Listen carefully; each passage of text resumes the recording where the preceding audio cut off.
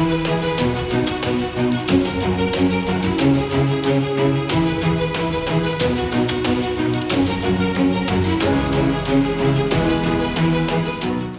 రావాలి, కాంగ్రెస్ గవర్నమెంట్ వస్తే మంచిగా మీకు నౌకర్లు ఇస్తాం, జాబ్ క్యాలెండర్ ఇస్తామని చెప్పేసి మాట్లాడిరు కదా కాంగ్రెస్ పార్టీ వాళ్ళు ఎలక్షన్ల ముంగట. ఎక్కడి 15 నెలలు అయిపోతున్నా జాబ్ క్యాలెండర్ ఊసే ఎత్తుతలేరు. గదిని గురించి ఇలా మన హరీష్ రావు గారు గట్టిగానే అరుచుకున్నారు. 200 రూపాయలు అక్టోబర్ 24 నోటిఫికేషన్ ఇస్తామన్నారు. అక్టోబర్ 2024 పోయింది, 2025 వస్తుంది కానీ నోటిఫికేషన్ రాలేదు. రెండవది gazetted category engineering services October 2024లో నోటిఫికేషన్ ఇస్తామన్నారు. ఇంతవరకు ఈ నోటిఫికేషన్ కూడా రాలేదు. అదేవిధంగా గ్రూప్ 1 ప్రిలిమినరీ అక్టోబర్ 2024లో, ఇందులో ముఖ్యంగా అసిస్టెంట్ కన్జర్వేటర్ ఆఫ్ ఫారెస్ట్ ఉద్యోగాలకు నోటిఫికేషన్ ఇస్తామన్నారు. ఈ నోటిఫికేషన్ ఇంతవరకు రాలేదు. అదేవిధంగా gazetted scale officers degree and above professional services in department corporations and societies జనవరి 2025లో నోటిఫికేషన్ ఇస్తామన్నారు. నోటిఫికేషన్ రాలేదు. DSC mega DSC Ponnam Prabhakar గారు నిరుద్యోగ యువతపై కలిస్తే మంత్రిగా ఆయన హామీ ఇచ్చాడు. మేము మెగా డిఎస్సి ఇస్తున్నాం తొందరలోనే అని చెప్పారు. అసెంబ్లీలో పెట్టిన జాబ్ క్యాలెండర్లో కూడా ఫిబ్రవరి 2025న మెగా డిఎస్సికి పిలుస్తామని చెప్పారు. నోటిఫికేషన్ ఇంతవరకు రాలేదు. మీరు పెట్టిన జాబ్ క్యాలెండర్లో ఒక్క నోటిఫికేషన్ కూడా రాలేదు. ఇది జాబ్ క్యాలెండర్ కాదు, ఇది దగా క్యాలెండర్, జాబ్లెస్ క్యాలెండర్, నిరుద్యోగ యువతను మోసం చేసిన క్యాలెండర్ తప్ప ఏమి లేదు. ఇన్నారు కదా గదన్నట్టు ముచ్చట.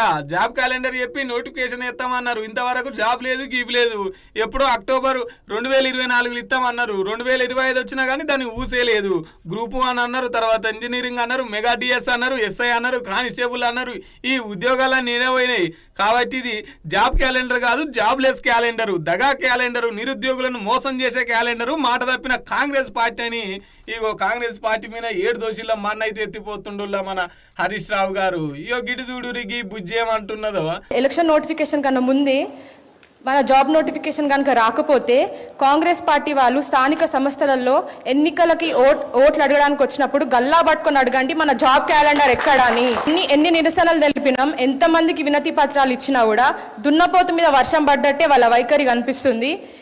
ఇంకెన్నాళ్ళు ఇట్లా రేవంత్ రెడ్డి గారు ఎన్ని సభలు పెట్టినా ఎక్కడైనా కూడా 60,000 ఉద్యోగాలు ఇచ్చినామని చెప్పడం జరుగుతుంది. కానీ వాళ్ళు ఇచ్చింది కేవలం 11,000 ఉద్యోగాలు మాత్రమే. మీరు అంత కాన్ఫిడెంట్ గా చెప్తున్నారు కదా, ఏ హయాంలో నోటిఫికేషన్ వచ్చిందో ఆ ఇయర్ తో సహా నోటిఫికేషన్ బయట పెట్టాల్సిందిగా నిరుద్యోగుల తరపున నేను డిమాండ్ చేస్తా ఉన్నాను. ఒడ్డెక్కిదాకా ఓడమాలన్నా, ఒడ్డెక్కినాక బోడమాలన్నా అన్నట్టు ఎలక్షన్ల ముంగట్నేమో ఉద్యోగాలు ఇస్తామన్నారు. ఇప్పుడేమో సపోర్ట్ చేస్తలేరు. అందుకే ఇప్పుడు రేపో మాపో సర్పంచ్ ఎలక్షన్, లోకల్ బాడీ ఎలక్షన్లు ఉన్నాయి కదా, ఒకప్పుడు గట్టిగానే నేను తీయాలి. ఎన్ని నిరసనలని చేస్తాము, ఎన్ని దీక్షలని చేస్తాం.